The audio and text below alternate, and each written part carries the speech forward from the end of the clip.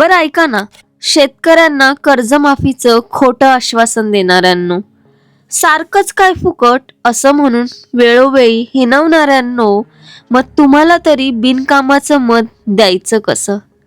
जमीन वाहून गेली दिसतंय डोळ्याला, तरी तुम्ही पंचनामे करूनच मदत देणार.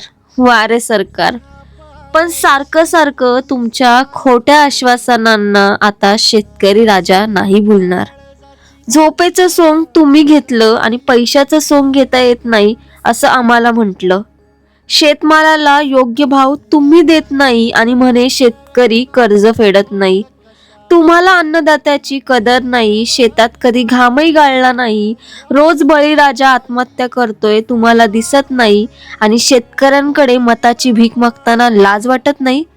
तुम्ही आजवर जे जे बोलला तो शेतकरी राजा कधीच विसरणार नाही.